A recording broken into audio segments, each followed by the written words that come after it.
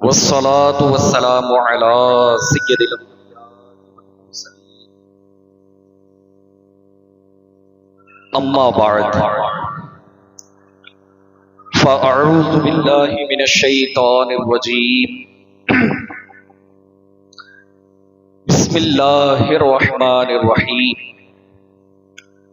پڑھیں الصلاۃ والسلام علیک یا رسول اللہ وعلی آلک واصحابک یا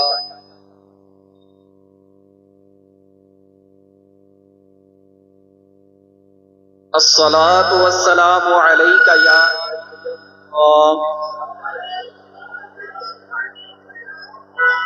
وعلی آلک واصحابک یا نور اللہ.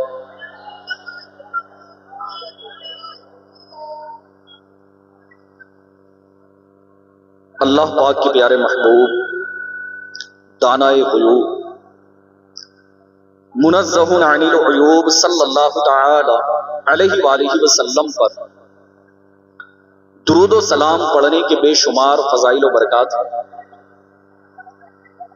اور ظاہر سی بات ہے کہ اللہ تبارک و تعالی نے ہمیں اپنی مخلوق کے اندر اشرف بنا کر پیدا فرمایا، اور انسان کی بندگی کا تقاضا یہ ہے کہ وہ اللہ تبارک و تعالیٰ کی بھی یاد کرے اور اس کے محبوب کی بھی یاد کو تازہ کرتا رہے. جتنے اسلامی بھائی یہاں موجود ہیں، ہزار اسلامی بھائی بیٹھے ہوئے ہیں، اب تھوڑا سا تصور کریں کہ اگر ہمارے منہ میں زبان تو ہے لیکن بولنے کی طاقت نہ ہوتی تو ہم کیا کرتے؟ جس زبان سے جھوٹ بولا جا رہا ہو، جس زبان سے غیبت کی جا رہی ہو، جس زبان سے لوگوں کے دل دکھائے جا رہے ہیں، جس زبان سے الٹے جملے کہہ کر رشتے توڑے جا رہے ہو، اگر ہمارے منہ میں یہ زبان ہی نہ ہوتی، زبان میں بولنے کی طاقت ہی نہ ہوتی تو ہم کیا کر لیتے؟ لیکن اللہ تبارک و تعالیٰ نے اپنے کرم سے، اپنے حبیب کے صدقے ہمیں اس کائنات کے اندر انکاؤنٹیبل نعمتیں عطا فرمائی، اور اتنی نعمتیں عطا فرمائی ہیں کہ بندہ اگر ان نعمتوں کا شکر ادا کرنے کے لیے اگر زندگی بھر سجدے میں رہے تب بھی رب کی نعمتوں کا شکر ادا نہ کر سکے. لیکن جب بندہ زبان کا غلط استعمال کرتا ہے تو سنیں کہ اس کا نقصان اسے کیا ہو سکتا ہے. حضرت سیدنا ابو بکر شبلی بغدادی رحمت اللہ تعالی علیہ فرماتے ہیں کہ میں نے اپنے مرحوم پڑوسی کو خواب میں دیکھ کر پوچھا کہ اللہ تبارک و تعالی نے آپ کے ساتھ کیا معاملہ فرمایا؟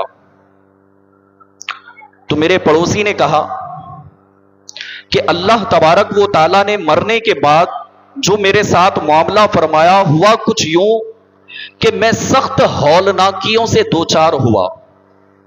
جب مجھے قبر کے اندر رکھا گیا تو بڑی پریشانی اٹھانی پڑی. منکر نکر کے سوالات کے جوابات بھی مجھ سے بن نہیں پڑ رہے تھے، میں سوالات کے جوابات نہیں دے پا رہا تھا. میں نے دل میں خیال کیا کہ شاید میرا خاتمہ ایمان پر نہ ہوا ہو، کیونکہ اگر خاتمہ ایمان پر ہوتا تو میں ان کے سوالات کے جوابات دینے میں کامیاب ہو جاتا. ڈر لگنے لگا، خوف لگنے لگا کہ کہیں ایسا نہ ہو کہ میرا ایمان پر خاتمہ نہ ہوا ہو. اتنے میں آواز آئی کہ ایسا نہیں ہے، بلکہ دنیا میں زبان کے غیر ضروری استعمال کی وجہ سے تجھے یہ سزا دی جا رہی ہے. پھر وہ پڑوسی کہتا ہے کہ اب عذاب کے فرشتے میری طرف بڑھے. اتنے میں ایک صاحب جو حسن و جمال کے پیکر اور معطر تھے وہ میرے اور عذاب کے درمیان حائل ہو گئے، اور انہوں نے مجھے منکر نکیر کے سوالات کے جوابات یاد دلائے اور میں نے اسی طرح جوابات دے دیے. الحمدللہ عز و جل اس کی برکت سے عذاب مجھ سے دور ہو گیا.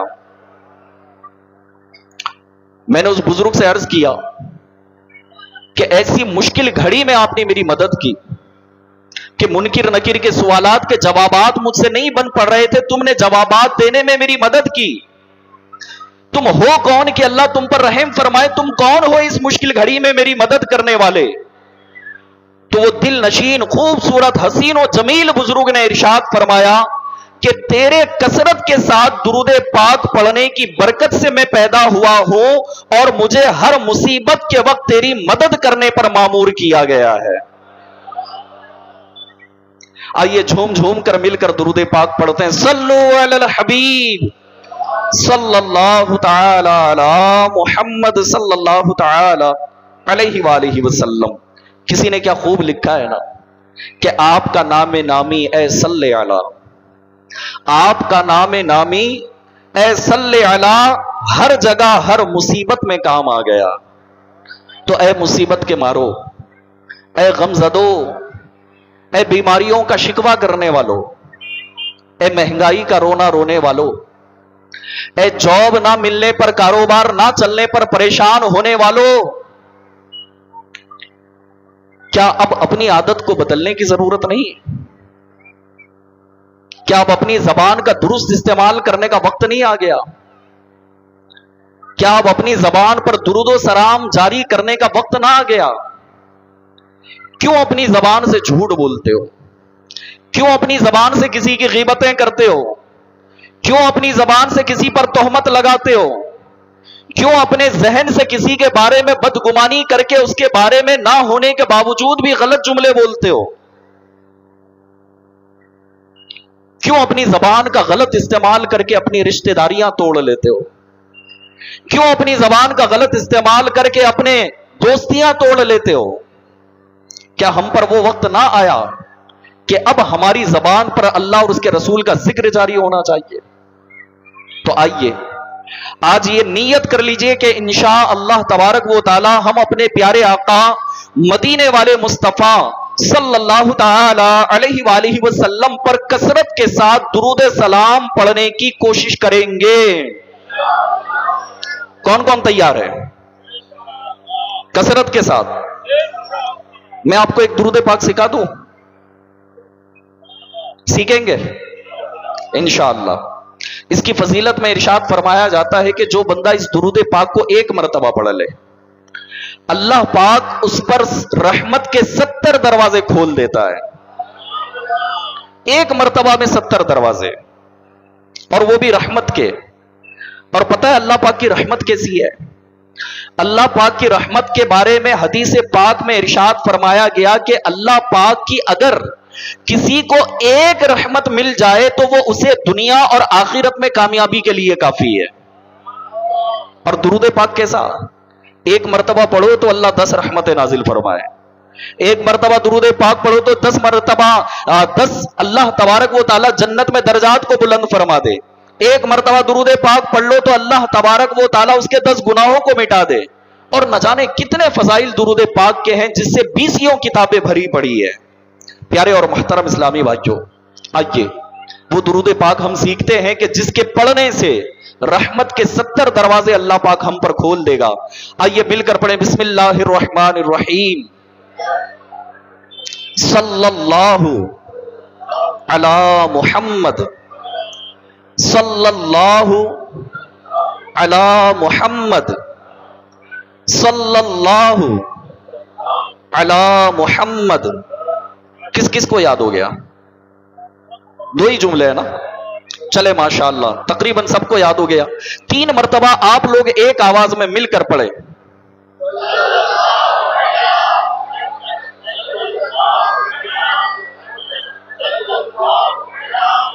سبحان اللہ، ماشاءاللہ سب کو یاد ہو گیا۔ اب آپ دیکھیں کہ پورے دن اجتماع میں ہم بیٹھے رہے اور بھلے ہی ذہن میں اللہ کرے کہ جتنی باتیں ہم نے سنی ہیں وہ ساری باتیں یاد بھی رہے، ہم اس پر عمل کرنے والے بن جائیں، لیکن اگر یہ ایک چیز بھی اگر ہم یہاں سے لے جانے میں کامیاب ہوئے، اللہ پاک کی بارگاہ میں قبول ہو گئے، اللہ ہمارا بیڑا پار فرما دے گا۔ تو نیت کرتے ہیں کہ آج انشاءاللہ آج سے روزانہ درود پاک پڑھیں گے انشاءاللہ عز و جل۔ اللہ پاک ہمیں عمل کی توفیق عطا فرمائے۔ پیارے اور محترم اسلامی بھائیوں، اللہ تبارک و تعالیٰ نہ بڑا بے نیاز ہے، وہ اتنا نوازتا ہے کہ بندے کی جھولی تنگ ہو جاتی ہے لیکن اس کے خزانے میں کوئی کمی نہیں آتی۔ ہاں ابھی دیکھیں جو مہینہ ہم گزار رہے ہیں، ماہ رجب، اور رجب یہ وہ مہینہ ہے کہ اللہ تبارک و تعالیٰ نے اپنے محبوب کو اس مہینے میں معراج عطا فرمائی، اور صرف اپنے محبوب کو نہیں بلکہ اللہ تبارک و تعالیٰ نے اپنے محبوب کے صدقے اپنے بندوں کو معراج عطا فرمائی، اور حدیث پاک میں ارشاد فرمایا گیا کہ نماز مومن کی معراج ہے۔ تو معراج تو بلندی ہوتی ہے نا، اللہ ہمیں بلندی عطا کر رہا ہے، اللہ ہمیں ترقی عطا کرنا چاہتا ہے، اللہ تبارک و تعالیٰ ہمیں اونچائی عطا کرنا چاہتا ہے، لیکن اب ہم اپنے آپ پر غور کر لیں کہ ہم پستی میں کیوں ہیں۔ اور یہ مہینہ وہ مبارک مہینہ ہے کہ جس مہینے میں ابھی ہم نے گزارا وہ دن جو ہندوستان کی شان ہے، ہندوستان کی آن بان ہے، شہنشاہ ہندوستان ہے۔ اگر ایک دو شعر ہو جائے نا غریب نواز کے،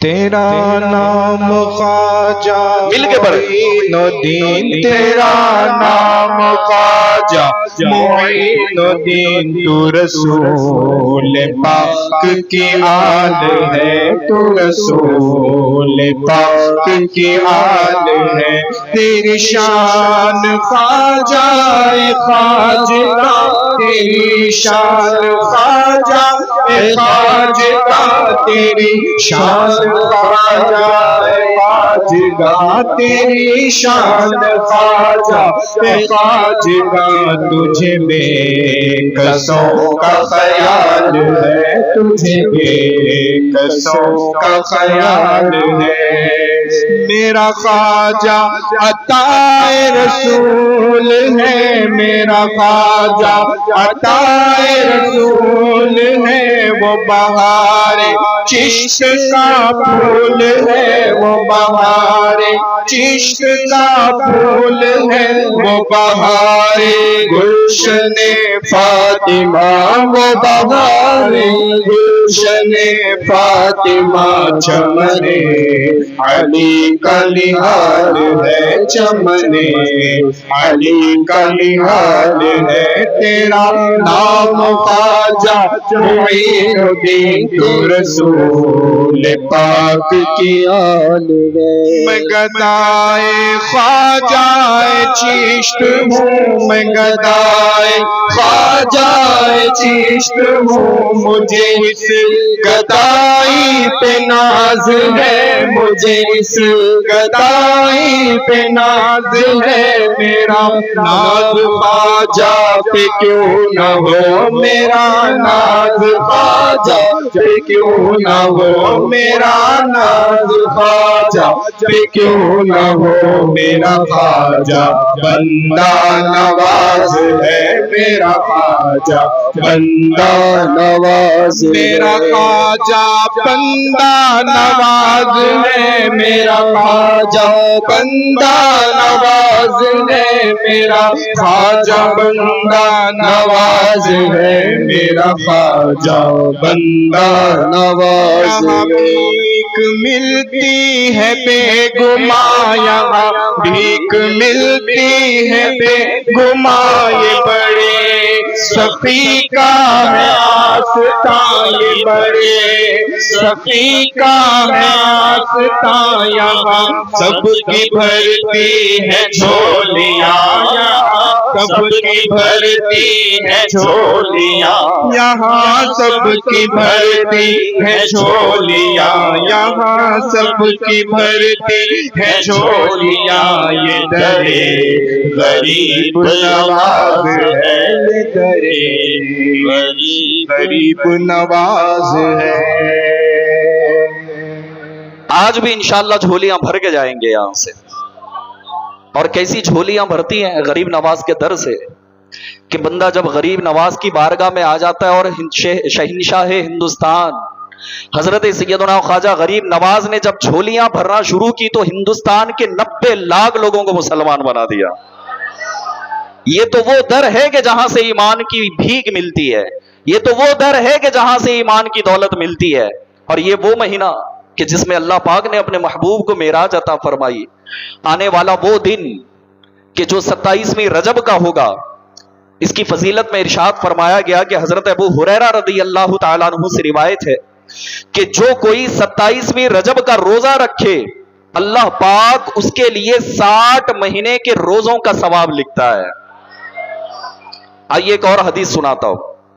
حضرت سلمان فارسی رضی اللہ تعالیٰ عنہ روایت کرتے ہیں، رسولوں کے رسول رسول مقبول صلی اللہ تعالی علیہ وسلم نے فرمایا کہ رجب میں ایک دن اور رات ہے، جو اس دن روزہ رکھے اور رات کو عبادت کرے تو گویا اس نے 100 سال کے روزے رکھے، 100 سال شب بیداری کی، اور یہ رجب کی 27 تاریخ ہے۔ ایک اور روایت میں ارشاد فرمایا گیا کہ رجب میں ایک رات ہے،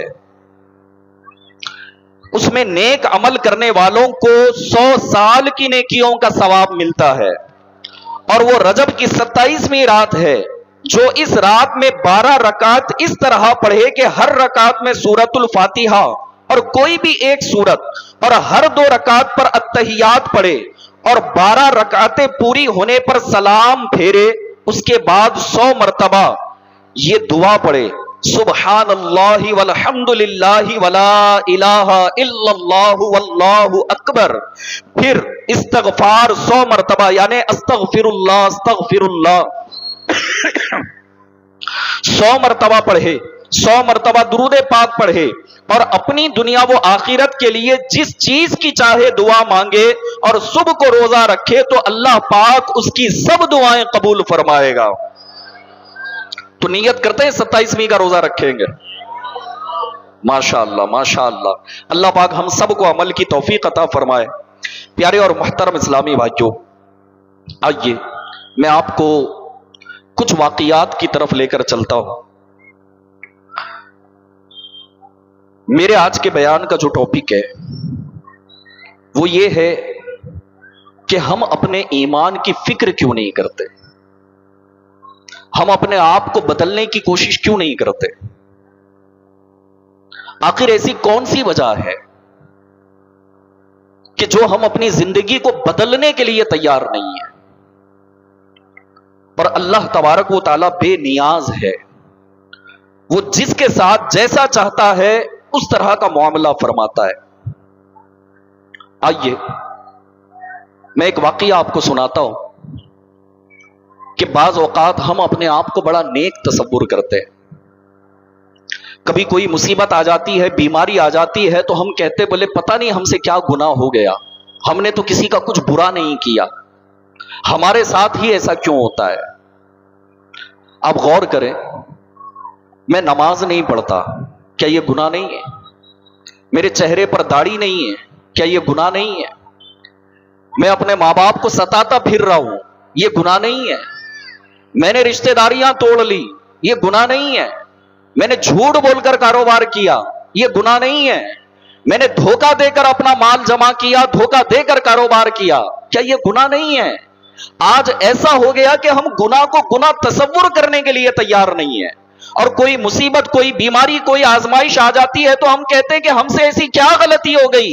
ارے بھیا، دن رات گناہوں کا تسلسل جاری ہے، دن رات اللہ پاک کی نافرمانی میں مصروف ہے، صبح آنکھ کھلی تو گناہ کے ساتھ، رات میں آنکھ بند ہوئی تو گناہ کے ساتھ، کھانا کھا رہے گناہ کے ساتھ، لیٹنا ہے گناہ کے ساتھ، بیٹھنا ہے گناہ کے ساتھ، ہماری مجلس، ہماری بیٹھک، ہمارے دوست، ہمارے رشتہ دار جن کے ساتھ ہم اٹھنا بیٹھنا کرتے ہیں، کسی بھی مجلس، کسی بھی محفل میں بیٹھتے ہیں، اپنے دل پر ہاتھ رکھ کر پوچھیں کیا میں گناہ کے بغیر اٹھتا ہوں وہاں سے؟ نہیں۔ مجھے تو غیبتیں کرنے میں مزہ آتا ہے، مجھے تو چغلیاں کرنے میں مزہ آتا ہے، مجھے تو کسی کی عزت کی دھجیاں اڑانے میں مزہ آتا ہے، مجھے تو کسی کا مذاق اڑانے میں مزہ آتا ہے، گلی محلے کے اندر کوئی غریب ہو تو ان کو ستانے میں مزہ آتا ہے، اور کہتے ہو کہ مجھ سے کیا گناہ ہو گیا ہے؟ اتنے گناہ کہ کہیں ایسا نہ ہو کہ زمین پھٹ جائے اور ہم اس کے اندر سما جائیں۔ لیکن ہم اپنے آپ کو گناہ کرنے کے باوجود بھی رب کا نافرمان تصور کرنے کے لیے تیار نہیں. غریب نواز کی چھٹی منائی ہے نا, تو غریب نواز کے چاہنے والوں سنو, غریب نواز فرماتے ہیں کہ گناہوں کے باوجود بندہ اپنے آپ کو نیک سمجھتا ہے تو یہ بدبختی کی علامت ہے. ہاں, اپنے ایمان کی حفاظت کی فکر کیجیے, اپنے اعمال کی حفاظت کی فکر کیجیے. کہیں ایسا نہ ہو کہ دنیا کی دولت میں مگن رہ کر, دنیا کی ان رنگینیوں میں مگن رہ کر جب موت کا فرشتہ آنکھوں کے سامنے چھا جائے تو ابلیس ہمارا ایمان چھیننے میں کامیاب نہ ہو. کہیں ایسا نہ ہو کہ ابلیس کے ہاتھوں ہمارا ایمان برباد ہو جائے. آئیے میں کچھ واقعات کی طرف آپ کو لے کر چلتا ہوں. حضرت عبداللہ موصلی رحمت اللہ تعالی علیہ فرماتے ہیں کہ ہمارے زمانے میں ایک غمزدہ شخص تھا جس کو غضیب البان کے نام سے پکارا جاتا تھا. ان کے احترام اور رعب و دبدبے کی وجہ سے کوئی ان سے بات کرنے کی جرات نہ کرتا تھا. وہ بہت زیادہ رویا کرتے تھے. ایک مرتبہ میں ان نیک شخص کی خدمت میں حاضر ہوا اور عرض کیا کہ اے میرے محترم, اس ذات کی قسم جس نے آپ کو اپنی ذات کے سوا ہر چیز سے بے نیاز کر دیا ہے, آپ کے غم اور لوگوں سے الگ رہنے کی وجہ کیا ہے؟ آپ ہمارے ساتھ ہماری سوسائٹی میں کیوں نہیں رہتے؟ الگ اکیلے اکیلے کیوں زندگی گزارتے ہو؟ اس کی وجہ کیا ہے؟ انہوں نے مجھے دیکھا اور بہت زیادہ روئے. پھر ان کا رنگ بدل گیا اور بے ہوش ہو گئے. جب انہیں ہوش آیا تو انہوں نے روتے ہوئے اپنا واقعہ بیان کیا. فرمانے لگے, میں اپنے استاد کی خدمت کیا کرتا تھا.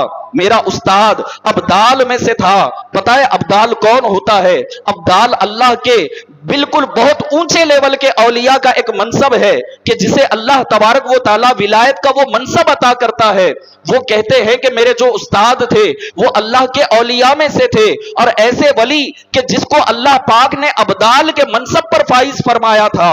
میں نے 40 سال ان کی خدمت کی. وہ بہت عبادت گزار تھے اور انہوں نے اپنی وفات سے 3 دن پہلے مجھے بلایا اور بلا کر کہا کہ اے میرے بیٹے, اے اللہ پاک کے بندے, میرا تجھ پر اور تیرا مجھ پر حق ہے, اور تجھ پر میرے حقوق میں سے ایک حق یہ ہے کہ تو میری باتیں غور سے سنے.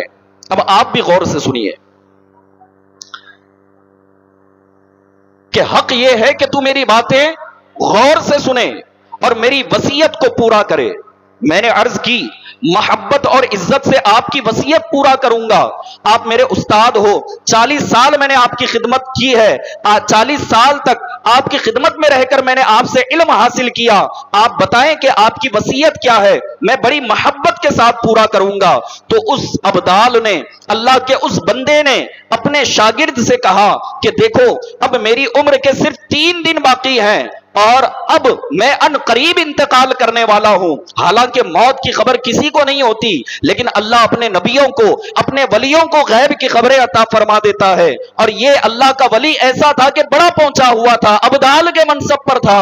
اپنے شاگرد سے کہا کہ 3 دن کے بعد میرا انتقال ہو جائے گا, 3 دن کے بعد میں مر جاؤں گا, تو میری وصیت کو پورا کرنا. شاگرد نے کہا کہ حضور بتائیں آپ کی وصیت کیا ہے؟ استاد نے کہا کہ جب 3 دن کے بعد میں مروں گا تو یاد رکھنا کہ 3 دن کے بعد میری موت اسلام کی حالت پر نہیں ہوگی. میں بے ایمان ہو کر مروں گا.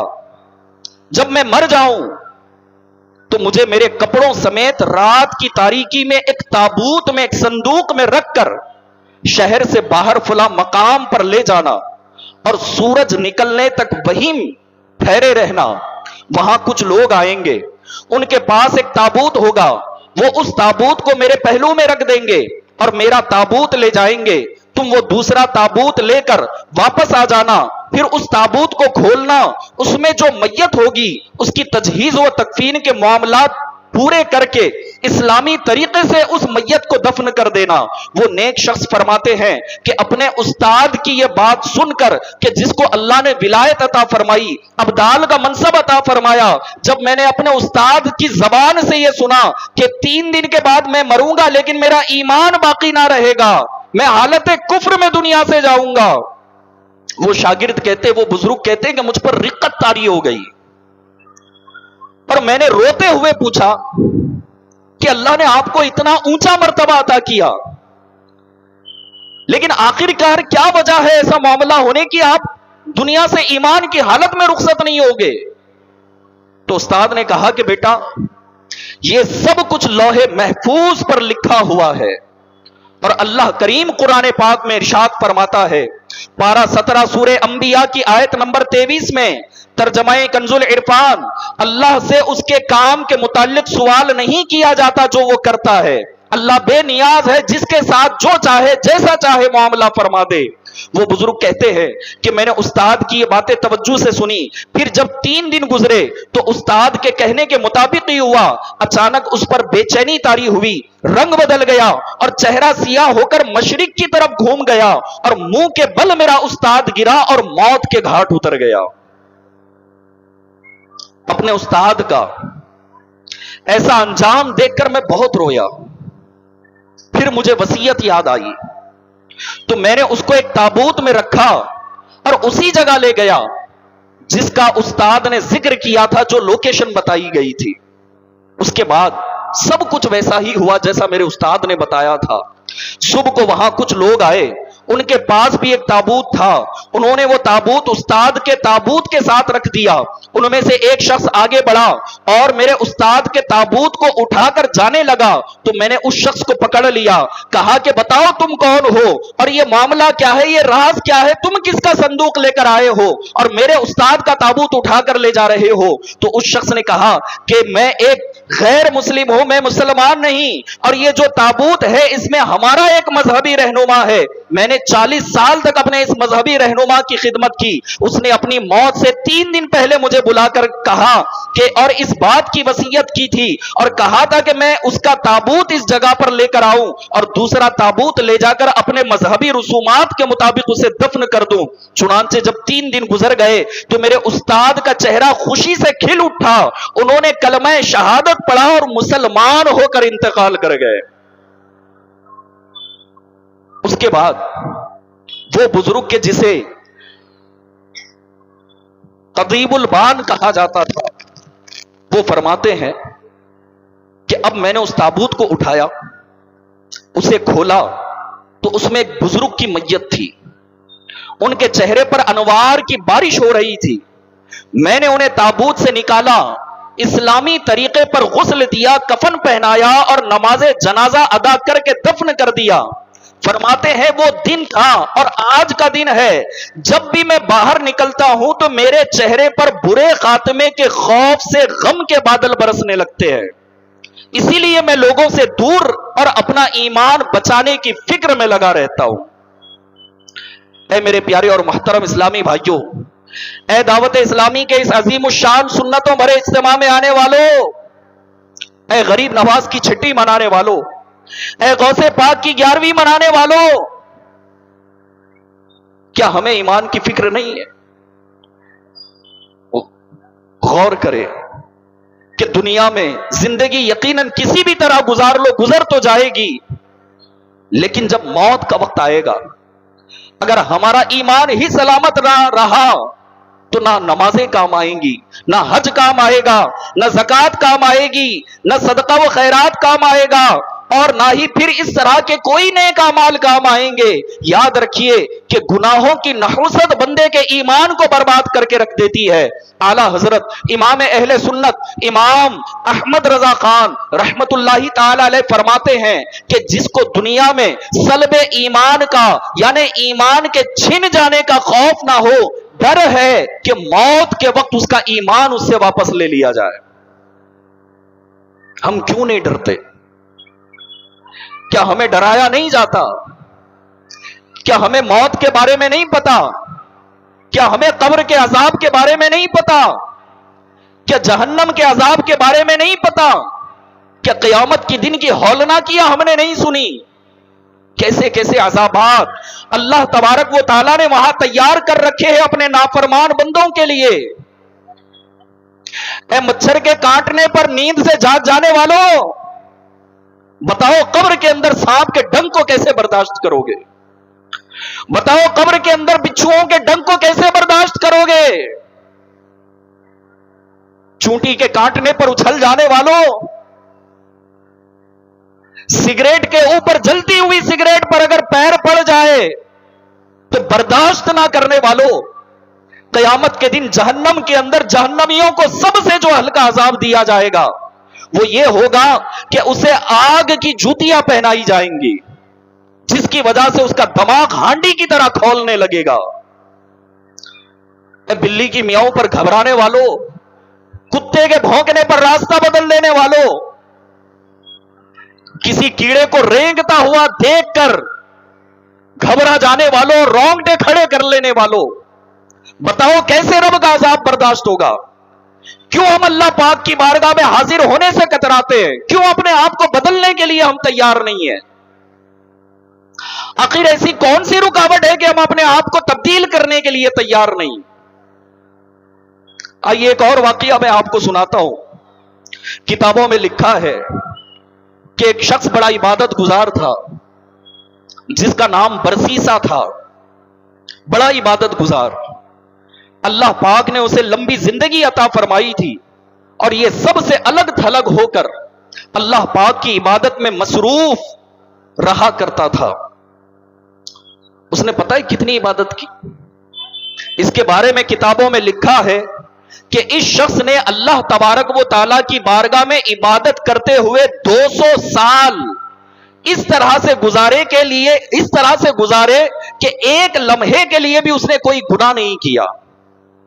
200 साल में एक सेकंड, एक लम्हा भी ऐसा नहीं कि जिसमें उसने गुनाह किया हो। 200 ईयर्स रब की इबादत की है उसने।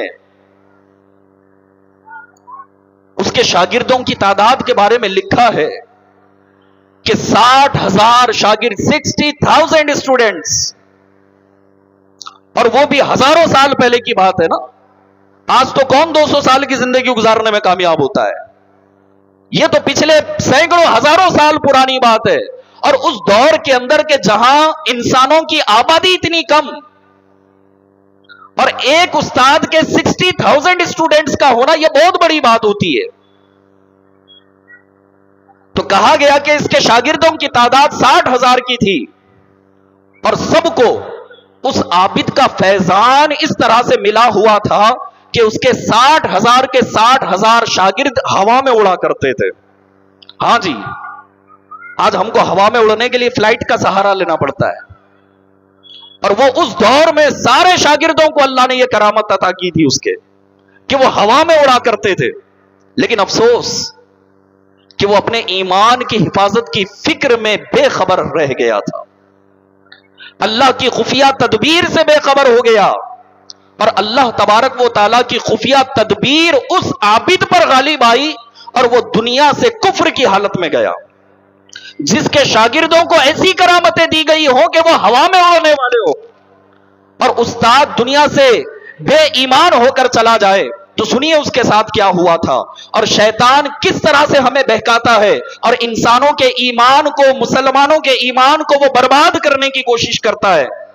इसका वाकया कुछ यूं लिखा है कि एक मर्तबा शैतान इंसानी रूप में उसके पास पहुंचा और बरसीसा का इबादत खाना जहां रहकर वो इबादत किया करता था उसके बाहर खड़े होकर शैतान ने उसे आवाज दी। बरसीसा ने कहा, जो अल्लाह पाक की इबादत करना चाहता है उसे किसी दोस्त की जरूरत नहीं है। यह जवाब सुनकर शैतान ने उसके इबादत खाने के बाहर ही डेरा लगा लिया। बगैर सोचे समझे दोस्ती करने वालों सुनो, बरसीसा ने क्या जवाब दिया था। कहा कि जो अल्लाह की इबादत में मशगूल रहता है, जो अल्लाह को अपना दोस्त बना ले, उसे किसी दोस्त की हाजत नहीं है। लेकिन शैतान ने क्या किया, उसके इबादत खाने के बाहर डेरा डाल लिया। इंसानी शक्ल में आया था। अब उस बदबख्त के बहकाने का अंदाज देखिए कि शैतान खबीस ने 3 दिन उस इबादत खाने के बाहर लगातार इबादत की, और 3 दिन में शैतान ना तो सोया और ना ही कुछ खाना खाया, ना पीता था, ना खाता था, ना सोता था। शैतान इबादत गुजार बनकर आया इंसानी शक्ल में।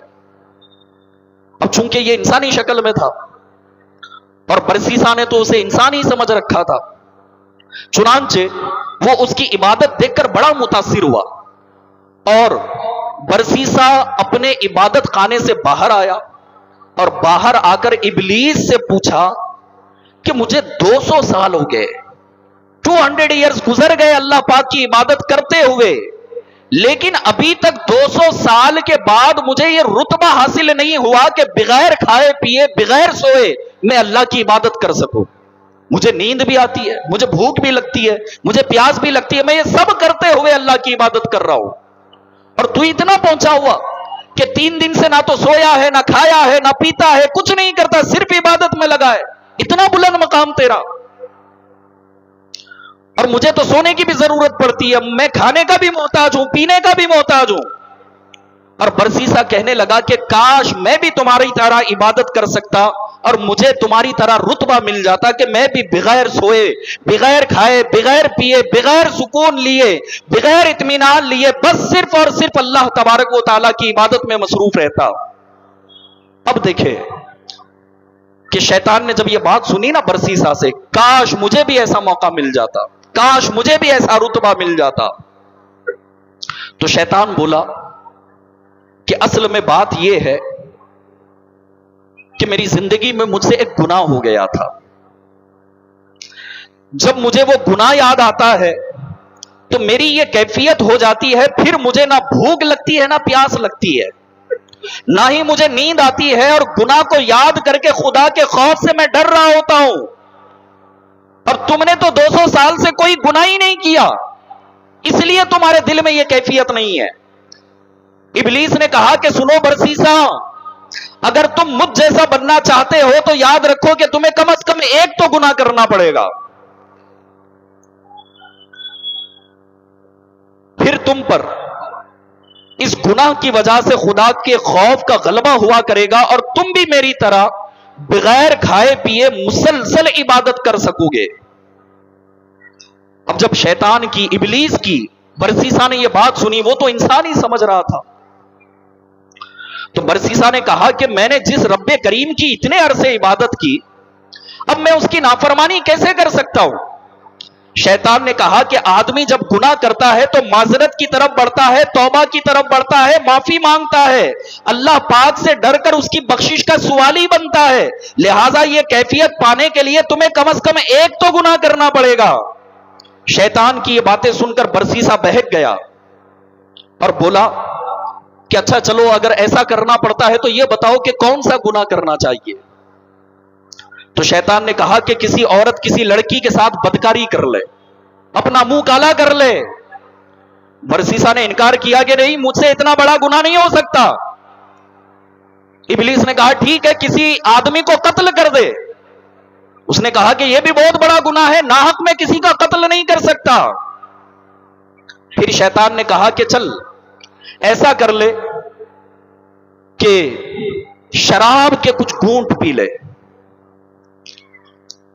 اس پر برسیسا راضی ہو گیا، کہا کہ ہاں چلو، شرابی کی تو بات ہے نا، 2-4-6 گھنٹے نشہ رہے گا، پھر بات ختم ہو جائے گی۔ تو برسیسا راضی ہو گیا، اس نے شراب خریدی اور اسے پی گیا۔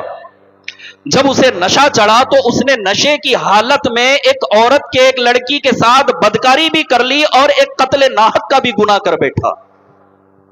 جب اس نے ایسے سنگین جرم کیے تو اسے گرفتار کر لیا گیا، اسے پھانسی کی سزا سنا دی گئی۔ جب اسے پھانسی کے تختے پر چڑھایا گیا تب شیطان اس کے پاس پہنچا اور کہا کہ میں تمہیں چھڑا سکتا ہوں، بس تم کو میری ایک بات ماننی ہے۔ برسیسا نے کہا کہ بتاؤ کیا بات مانوں جس کی وجہ سے میں پھانسی کی سزا سے بچ سکتا ہوں؟ ابلیس نے کہا کہ اللہ کی ذات کا انکار کرو اور میرے لیے سجدہ کرو۔ برسیسا بہک گیا اور 200 سال گناہوں سے بچ کر عبادت میں گزارنے والا برسیسا شیطان کی چال میں پھنس گیا اور اس نے شیطان کو سجدہ کر لیا۔ جیسے ہی اس نے شیطان کو سجدہ کیا، حالت کفر میں اس کی موت واقع ہو گئی۔ اے اپنے دوستوں کے بہکاوے میں آ کر گناہ کرنے والوں، کہیں ایسا تو نہیں کہ ابلیس ہمارے دوستوں کی شکل میں آ کے ہمیں بہکا رہا ہو، کتنے گناہ کروا رہا ہو؟ اے نوجوانوں غور کرو، کہیں ایسا تو نہیں کہ ابلیس ہمارے دوست کی شکل میں آ کر کسی لڑکی کی طرف جانے کا راستہ بتا رہا ہو، شراب کا راستہ بتا رہا ہو، جوئے کا راستہ بتا رہا ہو، رب کی نافرمانی جہنم کی طرف بڑھنے کا راستہ بتا رہا ہو۔ اللہ ہم سب کے ایمان کی حفاظت فرمائے۔ ہم ڈرتے کیوں نہیں؟ پیارے اور محترم اسلامی بھائیوں، جب 200 سال تک اللہ تبارک و تعالیٰ کی عبادت کرنے والوں کا یہ حال ہوا تو بتاؤ ہمارا حال کیا ہوگا؟ کہیں ایسا تو نہیں کہ مرتے وقت ہمارا ایمان بھی ہم سے چھین لیا جائے؟ اور کسی نے کیا لکھا ہے کہ جہاں میں ہے عبرت کے ہر سو نمونے، مگر تجھ کو اندھا کیا رنگ و بو نے، کبھی غور سے بھی یہ دیکھا ہے تو نے، جو آباد تھے وہ مکان اب ہے سونے، جگہ جی لگانے کی دنیا نہیں ہے، یہ عبرت کی جا ہے تماشا نہیں ہے، اجل نے نہ چھوڑا نہ کسرا نہ دارا، اسے سے سکندر صفاتے بھی ہارا، ہر ایک لے کے نہ کیا حسرت سی دارا، پڑا رہ گیا سب یوں ہی ٹھاٹ سارا، جگہ جی لگانے کی دنیا نہیں ہے، یہ عبرت کی جا ہے تماشا نہیں ہے، تجھے پہلے چھٹپن نے برسوں کھلایا، جوانی نے پھر تجھ کو مجنوں بنایا، بڑھاپے نے آ کے پھر کیا کیا ستایا، اجل تیرا کر دے گی بالکل صفایا، جگہ جی لگانے کی دنیا نہیں ہے، یہ عبرت کی جا ہے تماشا نہیں ہے، بڑھاپے سے پا کر پیام قضا بھی نہ چونکا نہ چیکا نہ سنبھلا ذرا بھی، کوئی تیری غفلت کی ہے انتہا بھی، جنون چھوڑ کر اب ہوش میں آ بھی، جگہ جی لگانے کی دنیا نہیں ہے، یہ عبرت کی جا ہے تماشا نہیں ہے، ملے خاک میں اہل شاہ کیسے کیسے، مکی ہو گئے لامکاں کیسے کیسے، ہوئے نامور بے نشاں کیسے کیسے، زمین کھا گئی نوجوان کیسے کیسے، یہی تجھ کو دھن ہے رہوں سب سے بالا، یہ زینت نرالی یہ فیشن نرالا، ارے جیا کرتا ہے کیا یوں ہی مرنے والا، تجھے حسن ظاہر نے دھوکے میں ڈالا، جگہ جی لگانے کی دنیا نہیں ہے، یہ عبرت کی جا ہے تماشا نہیں ہے۔ اے میرے پیارے پیارے اسلامی بھائیوں، اے دعوت اسلامی کے اس عظیم الشان سنتوں بھرے اجتماع میں آنے والوں، کیا ہمیں اپنے ایمان کی فکر نہیں کرنی؟ کیا اب بھی اللہ پاک کی بارگاہ میں حاضری کے لیے کترانا ہے؟ نہیں، رب کی بارگاہ میں آ جاؤ، اللہ پاک بڑا کریم ہے، بڑا رحیم ہے، وہ بے نیاز ہے، اللہ تبارک و تعالی لاکھوں گناہوں کے باوجود بھی بندہ اگر سچے دل سے رب کی بارگاہ میں حاضر ہو جاتا ہے، اپنے گناہوں کی معافی مانگ لیتا ہے، اللہ تبارک و تعالی اسے معاف فرما دیتا ہے۔ اگر ہمیں اپنی زندگی کو بدلنے کی ضرورت اگر ہم محسوس کرتے ہیں تو ہمیں پھر ایک اور واقعہ یاد کرنا پڑے گا، ایک اور واقعے سے عبرت حاصل کرنی پڑے گی، اور جسے کہتے ہیں کہ ابلیس کے بارے میں کہا جاتا ہے، کیا کہا جاتا ہے؟ کتابوں میں لکھا ہے کہ ابلیس نے اللہ تبارک و تعالیٰ کی بارگاہ میں 7ویں آسمان پر اس نے تقریباً 1,75,000 سال تک عبادت کی۔ جی ہاں، 1,75,000 ایئرز 7ویں آسمان پر، اور حضرت داروغہ جنت رضوان علیہ الصلوۃ والسلام کے ساتھ 1000 سال تک جنت کا خزانچی رہا۔ جب وہ جنت میں رہا کرتا تھا تو ایک مرتبہ جنت میں ایک جگہ اس نے ایک تحریر پڑھی، اس پر لکھا تھا کہ ان قریب ایک ایسا وقت آئے گا کہ فرشتوں میں سے، ہم میں سے جتنی بھی اس وقت اللہ کی وہ مخلوق تھی، وہاں لکھا تھا کہ ان قریب ایک ایسا وقت آئے گا کہ ہم میں سے ایک اللہ کی بارگاہ سے دھتکار کر کے نکال دیا جائے گا، اللہ اسے ایک حکم عطا فرمائے گا، وہ اپنے رب کے حکم کی نافرمانی کرے گا اور اللہ اسے اپنی بارگاہ سے نکال دے گا، ہمیشہ کے لیے اسے مردود کر دیا جائے گا، جہنمی قرار دیا جائے گا۔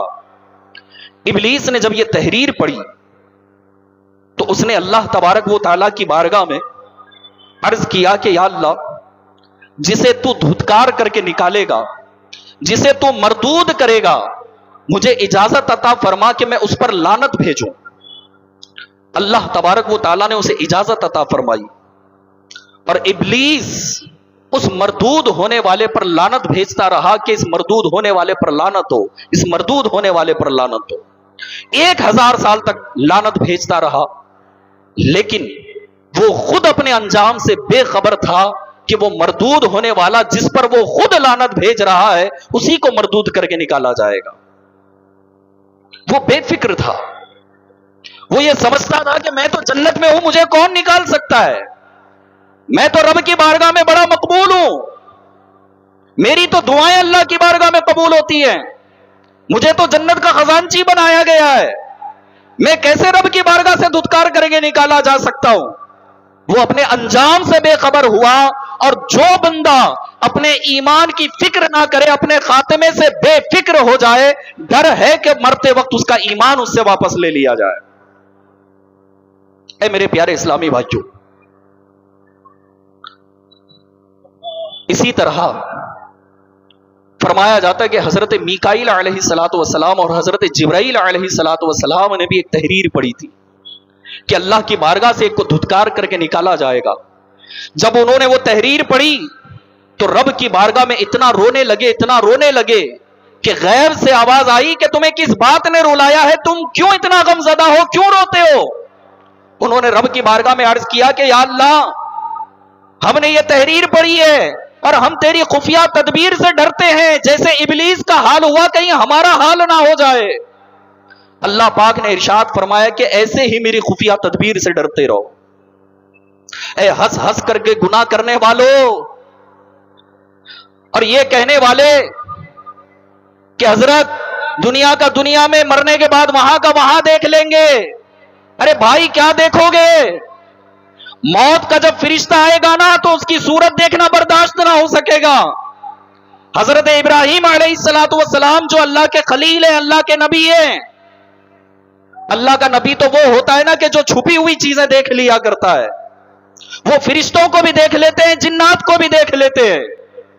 ایک مرتبہ حضرت ابراہیم علیہ الصلوۃ والسلام کی خدمت میں ملک الموت حضرت اسرائیل علیہ الصلوۃ والسلام حاضر ہوئے۔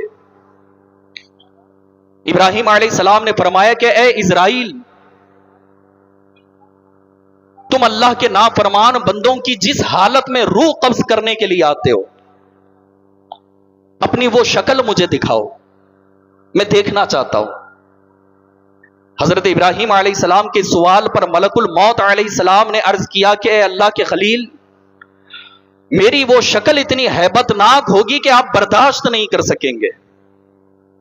ابراہیم علیہ السلام نے فرمایا کہ نہیں، میں دیکھنا چاہتا ہوں، مجھے دکھاؤ۔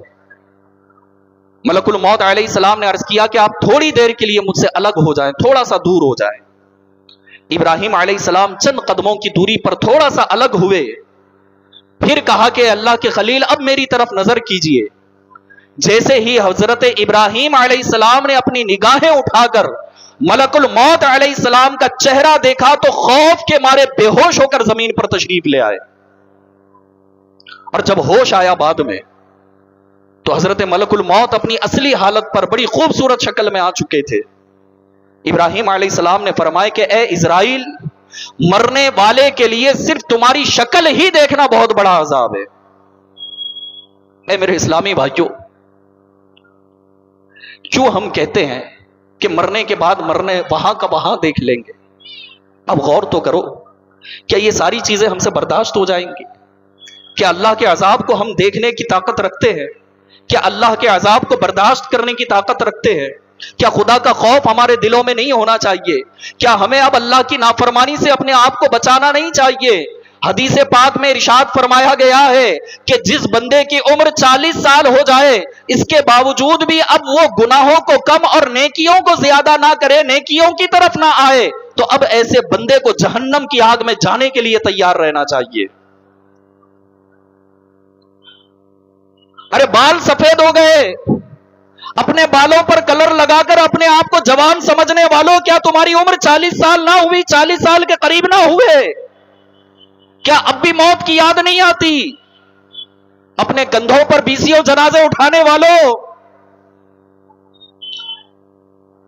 کتنوں کو اپنے ہاتھوں سے قبرستان کے اندر، قبر کے اندر اتارنے والوں، کیا ہو گیا تمہیں؟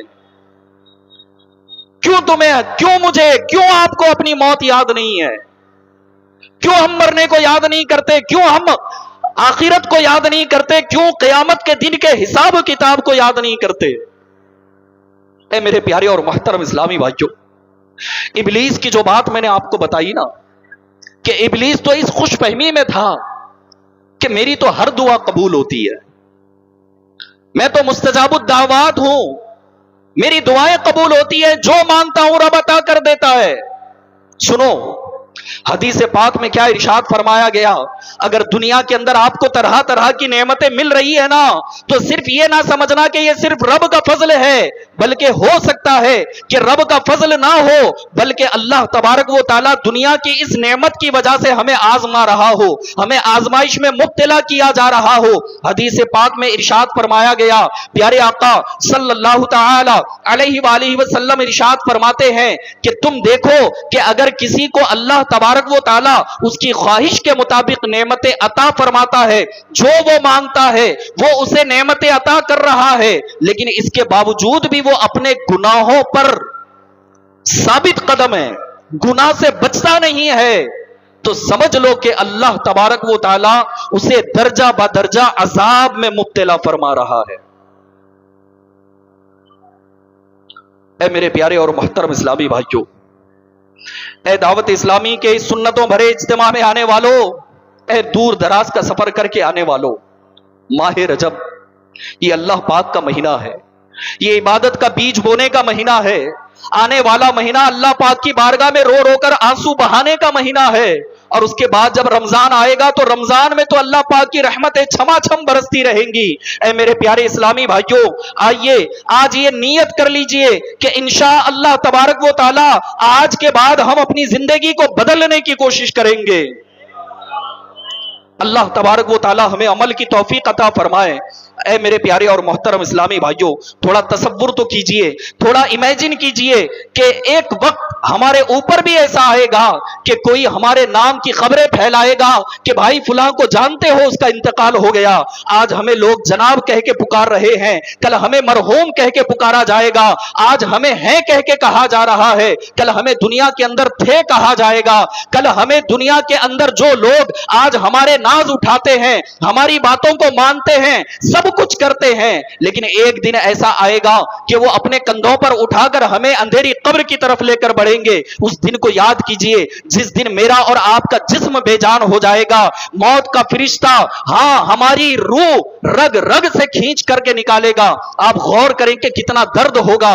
حدیث پاک میں ارشاد فرمایا گیا کہ روح جب نکالی جائے گی تو اس کا عالم یہ ہوگا کہ پیارے آقا علیہ الصلوۃ والسلام نے ایک مثال ارشاد فرمائی اور ارشاد فرمایا کہ ایک بڑا نازک کپڑا، ململ کا کپڑا اگر کسی کانٹے دار درخت پر ڈال کر جب وہ کانٹوں میں الجھ جائے اور اس کو بڑی بے دردی کے ساتھ پکڑ کر کے کھینچا جائے، جیسے وہ تار تار ہو کر نکلتا ہے، موت کے وقت ایسی ہی مرنے والے کو سختی محسوس ہوگی۔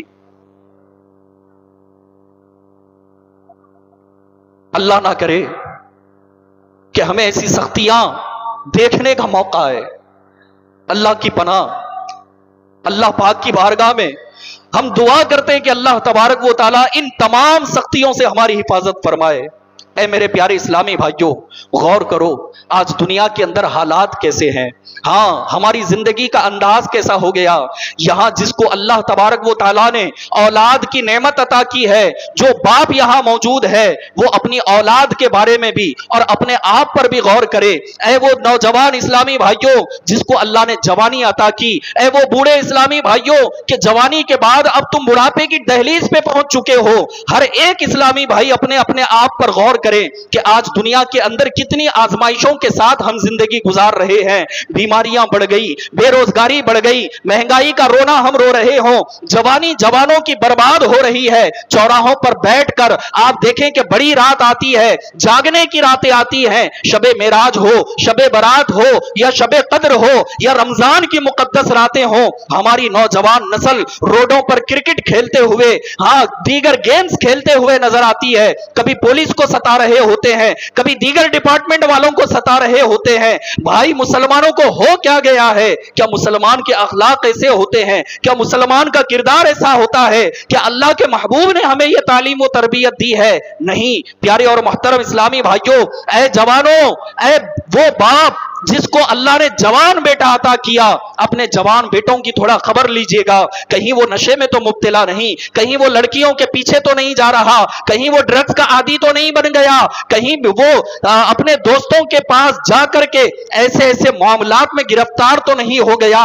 کہ سود کا لین دین کر رہا ہو, رشوت کا لین دین کر رہا ہو, کہیں پر چوری کر رہا ہو, کہیں پر ڈکیتی کر رہا ہو, کسی کو مار کر کے پیسہ چھین کر لا رہا ہو, ہاں دادا گیری کے معاملات کر رہا ہو, اپنے آپ کو غنڈہ بنا چکا ہو, اپنے آپ کو گنڈا گردی کی نظر کر چکا ہو. اپنی اولاد کی خبر لیجئے. آج کے حالات تو دیکھیں کہ ہمارے معاشرے کے اندر جوا عام ہو گیا, ہمارے معاشرے کے اندر کوئی ایسے ہی اللہ پاک کی رضا کے لیے اپنے ہی مسلمان بھائیوں کو قرض دینے کے لیے تیار نہیں. سود پر پیسہ لینا پڑتا ہے. ہاں, اور لینے والا بھی کتنا بدترین ہو جاتا ہے بعد میں, کہ جب قرض لینا ہوتا ہے تو بڑے ہاتھ جوڑے جاتے ہیں نا, لیکن جب ادا کرنے کی باری آتی ہے تو کہتا ہے کہ گھر پر نہ ہو پوچھنے کے لیے, دکان پر نہ آنا کہ میری عزت ہے مارکیٹ کے اندر, راستے میں پکڑ کے نہ پوچھا جائے تو بھیا تمہاری قبر پہ آ کے قرض مانگے گا وہ. آج ہمارے اخلاق ایسے ہو گئے کہ آج کوئی ہماری مدد کرنے کے لیے تیار نہیں, آج ہماری کوئی ہیلپ کرنے کے لیے تیار نہیں.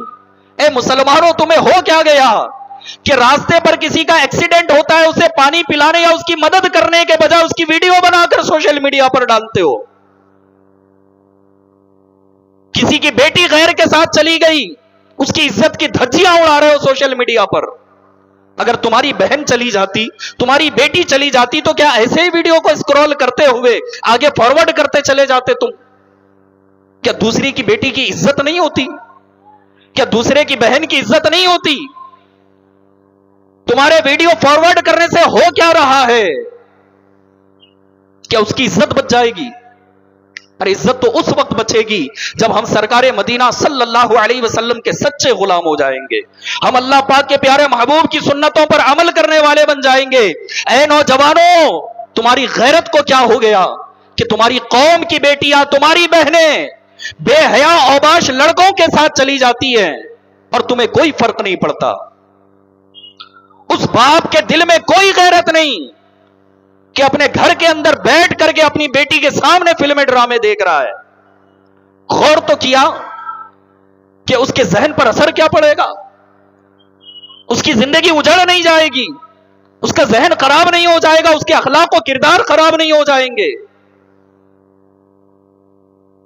نا اتفاقی ہمارے معاشرے میں, جھوٹ ہماری سوسائٹی کے اندر, ہاں غیبت, چغلی, بہتان, نہ جانے کتنے گناہ, اپنے بھائیوں کا, اپنی بہنوں کا حق دبا لینا, غنڈہ گردی, قتل و غارت گیری, ماں باپ کی نافرمانی. ارے بھیا, تمہارے رزق میں بے برکتی کا رونا تو رو رہے ہو نا تم, کیا اب بھی بدلنے کی ضرورت نہیں؟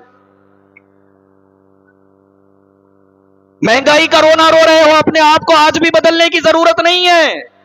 ارے آج نہ بدلو گے تو کب بدلو گے؟ ہم نمازوں سے دور ہو گئے, ہم مسجدوں سے دور ہو گئے, ہم اللہ پاک کی بارگاہ میں دعا کرنے سے دور ہو گئے, اللہ پاک کی بارگاہ میں اپنی جھولی پھیلانے سے دور ہو گئے. کیا اب بھی اپنے آپ کو بدلنے کی ضرورت نہیں؟ اے اپنے آپ کو عاشق رسول کہنے والوں, اللہ کے محبوب نے فرمایا کہ نماز میری آنکھوں کی ٹھنڈک ہے. اے عاشقان رسول, تمہیں ہو کیا گیا کہ تمہاری زبانوں پر تو گانے فلموں کے جاری ہیں لیکن درود و سلام جاری نہیں ہوتا؟ اے عاشقان رسول, اے خواجہ وہ رضا کے ماننے والوں, او غوث پاک کی 11ویں کرنے والوں. ارے غوث پاک تو وہ, امام اعظم تو وہ کہ جن کی راتیں تلاوت قرآن کے ساتھ گزرتی, لیکن ہمیں قرآن پڑھنا نہیں آتا. کتنے مہینے ہو گئے, ہم یہاں سب جتنے بیٹھے, میں سارے یہ ہزاروں اسلامی بھائیوں سے کہہ رہا ہوں, اپنے دل سے پوچھئے کہ آخری مرتبہ میں نے قرآن کو کب اٹھایا تھا, اپنے ہاتھوں میں کب لیا تھا, کب چوما تھا, کب آنکھوں سے لگایا تھا. اللہ کے کلام کو کب سینے سے لگایا تھا آخری مرتبہ؟ کیا قرآن سے اتنی دوری کے بعد بھی اپنے آپ کو بدلنے کی ضرورت نہیں؟ سنتوں سے ہم دور ہو گئے، کیا آج بھی ہمیں اپنے آپ کو بدلنے کی ضرورت نہیں ہے؟ علم دین سے ہم دور ہو گئے، رزق میں بے برکتی ہو گئی، رزق کی برکت سے ہم دور ہو گئے۔ اعلیٰ حضرت امام اہل سنت نے کہا نا کہ دن لہ میں کھونا تجھے، شب صبح تک سونا تجھے، شرم نبی خوف خدا یہ بھی نہیں وہ بھی نہیں۔ نہ خدا کا خوف ہے نہ دل میں نبی کی شرم ہے، بس ایسے ہی زندگی گزر رہی ہے۔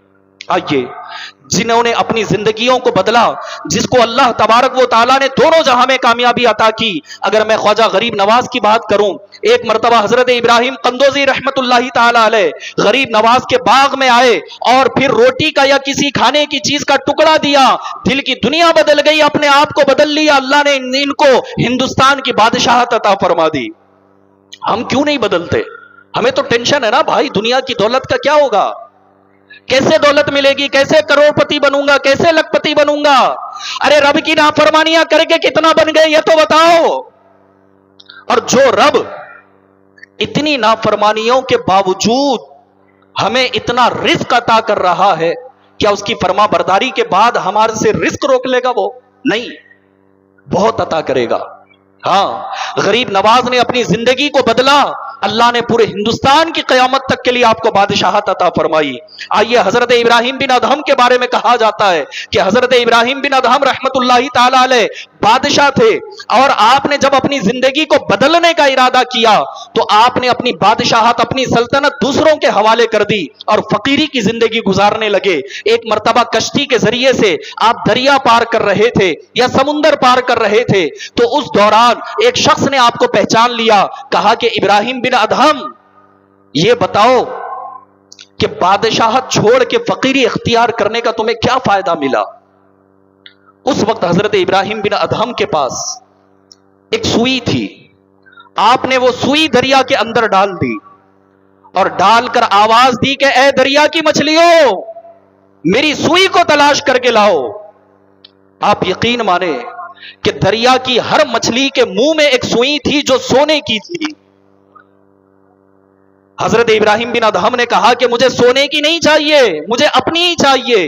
تو ایک مچھلی نے آپ کی سوئی آپ کو واپس لا کر دی۔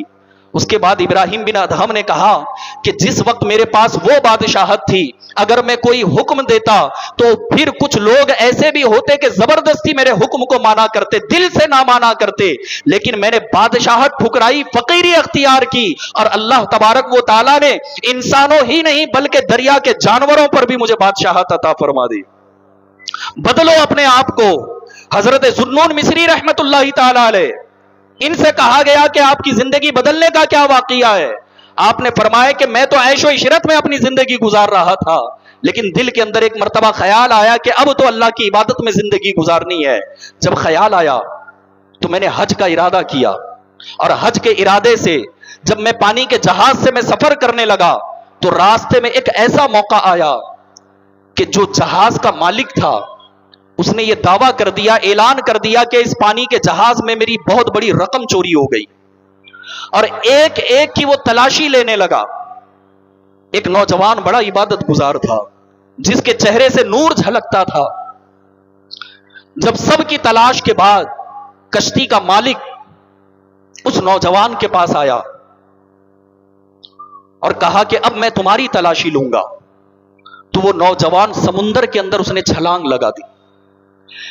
جیسے وہ سمندر میں کود گیا، حضرت ذوالنون مصری فرماتے ہیں کہ سمندر کی لہروں نے اسے ڈبویا نہیں، بلکہ وہ سمندر کی لہروں پر تخت کے اوپر بیٹھنے والے کی طرح بیٹھ گیا، اور جب وہ تخت پر بیٹھنے والے کی طرح بیٹھا اور بیٹھ کر اللہ پاک کی بارگاہ میں دعا کرنے لگا کہ یا اللہ، یہ مجھ پر چوری کا الزام لگاتے، اے میرے مالک تو میری مدد فرما اور تو ظاہر فرما دے کہ میں کون ہوں۔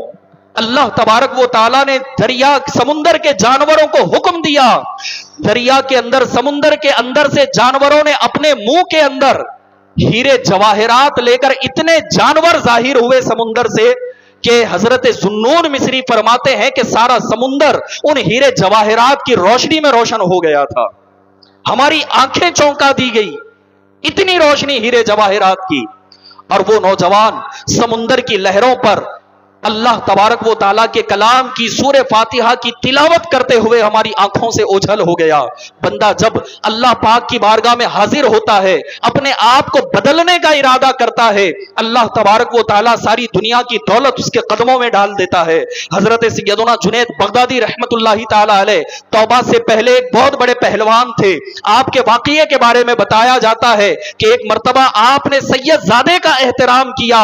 اللہ تبارک و تعالیٰ نے اس ادب کے کرنے کو ایسا پسند فرمایا کہ راتوں رات اولیاء کا تاج آپ کو عطا کر دیا گیا اور سید الطائفہ کے لقب سے آپ کو فائز کر دیا گیا. پیارے اور محترم اسلامی بھائیوں، ایسے ہی حضرت مالک بن دینار ہیں. اللہ تبارک و تعالیٰ نے قرآن کریم میں ارشاد فرمایا، کیا ایمان والوں کو ابھی وہ وقت نہ آیا کہ ان کے دل جھک جائیں اللہ کی یاد کے لیے؟ یہ وہ لوگ ہیں کہ جنہوں نے ان آیات کو سن کر اپنے دل اللہ کی یاد میں جھکا لیے. حضرت مالک بن دینار نے جب یہ آیت سنی تو اللہ تبارک و تعالیٰ کے خوف سے کانپنے لگے اور توبہ کی. اور اللہ تبارک و تعالیٰ نے حضرت مالک بن دینار، یہ وہ ہیں کہ آپ فرماتے ہیں کہ توبہ کرنے سے پہلے ایک رات میری زندگی میں ایسی آئی تھی کہ شب برات میں نے شراب کے نشے کی حالت میں گزاری تھی. جب یہ آیت سنی، اللہ کی بارگاہ میں توبہ کی، اللہ تبارک و تعالیٰ نے سارے گناہ بھی معاف فرمائے اور ولایت کا تاج عطا فرما دیا. حضرت سیدنا بشر حافی رحمت اللہ تعالی علیہ توبہ سے پہلے اتنے بڑے شرابی تھے کہ شراب پینے کے لیے آپ نے شہر کے باہر ایک بڑا فارم ہاؤس بنا کر رکھا تھا. لیکن جب اللہ تبارک و تعالیٰ کے نام کو آپ نے دیکھا کہ ایک کاغذ پر بسم اللہ لکھا ہوا ہے، حالت نشہ ہی میں جا رہے تھے، جب آپ نے اللہ کے نام کا ادب کیا، اللہ پاک نے راتوں رات آپ کو ولایت عطا فرمائی اور بشر حافی کے نام سے آپ مشہور ہو گئے. خلیفہ ہارون رشید کے بیٹے نے جب اللہ کے کلام کی آیت سنی، جو عیش و عشرت لہو و لعب میں مشغول تھا، جب مدرسے سے یہ آواز آئی کہ کیا ایمان والوں کو وہ ابھی وقت نہ آیا کہ ان کے دل جھک جائیں اللہ کی یاد کے لیے؟ خلیفہ ہارون رشید بادشاہ اور بادشاہ کے بیٹے کے عیش و عشرت کا اندازہ آپ کر سکتے ہو.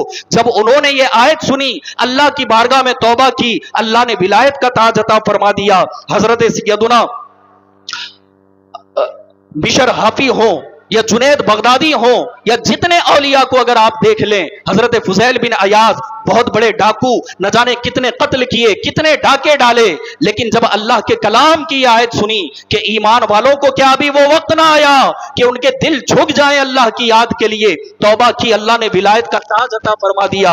اور جہاں تک دولت کی بات ہے، آخری بات بتا کر میں اپنے بیان کو مکمل کر رہا ہوں. پیارے اور محترم اسلامی بھائیوں، امیر اہل سنت نے اپنی کتاب میں لکھا ہے کہ کہتے ہیں کہ ایک جگہ پر مسلمانوں اور کسی اور قوم کے درمیان جنگ ہوئی اور کچھ مسلمانوں کو قید کر لیا گیا. اس میں ایک مسلمان قیدی ایسا تھا کہ جب نماز کا وقت آتا تو پھر وہ سپاہیوں کو اپنے پاس بلاتا اور بلا کر کہتا کہ میری زنجیریں کھول دو، اگر تم مجھے نماز پڑھنے دو گے تو میں تمہیں ایک سونے کا سکہ دوں گا، ایک دینار، ایک اشرفی دوں گا. وہ سپاہی جسے مقرر کیا گیا تھا وہ آتا، زنجیریں کھولتا اور وہ نماز پڑھتا، اللہ کا بندہ زمین پہ ہاتھ مارتا اور سونے کا سکہ نکال کے دے دیتا. پورا دن یہ حالت گزری. تو اس کا جو مالک تھا نا سپاہی کا، اس نے اپنی منزل سے یہ سارا منظر دیکھ لیا اور دیکھ کر اس سپاہی کو اپنے پاس بلایا اور کہا کہ یہ بتاؤ کہ تم نے اس کی زنجیریں کیوں کھولی اور وہ تمہیں کیا دے رہا ہے؟ وہ کہنے لگا کہ وہ مسلمان ہے، وہ نماز پڑھنے کے لیے کہتا ہے کہ میری زنجیریں کھولو تو میں تمہیں سونے کا سکہ دوں گا. تو اس کے مالک نے کہا کیا اس کے پاس بہت سارے سونے کے سکے ہیں؟ تو سپاہی نے کہا کہ نہیں، اس کے پاس کچھ بھی نہیں ہے. جب نماز پڑھتا ہے تو زمین پہ ہاتھ مارتا ہے اور سونے کا سکہ نکال کے دیتا ہے. اگلے دن وہ مالک سپاہی کا لباس پہن کر آیا، نماز ظہر کا وقت تھا، وہ سپاہی کے لباس میں کھڑا ہوا اور اس نوجوان نے اشارہ کیا کہ میرے قریب آؤ. جب وہ قریب آیا تو اس نوجوان نے کہا کہ مجھے نماز پڑھنی ہے، میری زنجیریں کھول دو، میں تمہیں سونے کا سکہ دوں گا. اس مالک نے کہا کہ اب کی بار مجھے ایک نہیں 2 سونے کے سکے چاہیے. اس نے کہا کہ ٹھیک ہے، کوئی بات نہیں. میری زنجیریں کھولو, نماز مکمل ہوگی تمہیں 2 سونے کے سکے دے دوں گا. نماز پڑھی, زمین پہ ہاتھ مارا, 2 سونے کے سکے دے دیے. جب عصر کا وقت آیا پھر بلایا, اس نے کہا کہ اب 2 سے کام نہیں چلے گا, مجھے 5 چاہیے. اس نے کہا کہ کوئی بات نہیں, پہلے نماز تو پڑھنے دو. نماز پڑھی, زمین پہ ہاتھ مارا, سونے کے 5 سکے نکال کے دیے. جب مغرب کا وقت آیا تو اس نے کہا 5 سے کام نہیں چلے گا, مجھے ڈبل چاہیے, 10 چاہیے. اس نے کہا کوئی بات نہیں, پہلے نماز تو پڑھنے دو. نماز پڑھی, زمین پہ ہاتھ مارا اور 10 سونے کے سکے نکال کے دیے. پھر جب عشاء کا وقت آیا اس نے پھر تعداد دگنی کر دی, کہا کہ اب کی مرتبہ تو 20 سکے لوں گا. اس نے کہا پہلے نماز تو پڑھنے دو. جب نماز پڑھی, زمین پہ ہاتھ مارا اور 20 سونے کے سکے نکال کر دیے. اور اس نماز پڑھنے والے نوجوان نے اس مالک سے کہا کہ میں جس رب کی عبادت کرتا ہوں میرا رب بے نیاز ہے, میں جتنا مانگوں گا میرا رب مجھے اتنا عطا فرمائے گا. اے میرے پیارے اسلامی بھائیوں, آ جاؤ, توبہ کر لو. رب بڑا بے نیاز ہے, وہ دینے والا ہے, دنیا کی دولت کے پیچھے نہ پڑو. رب کی بارگاہ میں آ جاؤ, اللہ پاک یہ ساری دولت ہماری ٹھوکروں میں ڈال دے گا, سارے منصب ہماری ٹھوکروں میں ڈال دے گا. اللہ پاک کے دستے قدرت میں عزت ہے. اللہ جسے چاہتا ہے عزت عطا فرماتا ہے, جسے چاہتا ہے ذلت میں مبتلا کر دیتا ہے. بندوں کو چاہیے کہ وہ رب کی بندگی کریں. اے میرے پیارے اسلامی بھائیوں, اے دعوت اسلامی کے اس سنتوں بھرے اجتماع میں آنے والے عاشقان رسول, آئیے آج ہم یہ نیت کر لیں کہ انشاءاللہ تبارک و تعالی آج کے بعد ان تمام برائیوں سے توبہ کر کے ہم اپنی زندگی کو نیکیوں کے ساتھ گزاریں گے. نیت کرتے ہیں کہ آج کے بعد انشاءاللہ ہم مسجد میں نظر آئیں گے, نمازوں کی پابندی کریں گے, قرآن کریم کی تلاوت کریں گے, رمضان کے پورے پورے روزے رکھیں گے. کیا آپ سب تیار ہیں کہ اپنی زندگی بدلیں گے؟ کیا آپ چاہتے ہیں کہ اللہ ہماری مغفرت فرما دے؟ کون کون چاہتا ہے؟ ماشاءاللہ سب چاہتے ہیں نا کہ اللہ ہماری مغفرت کر دے.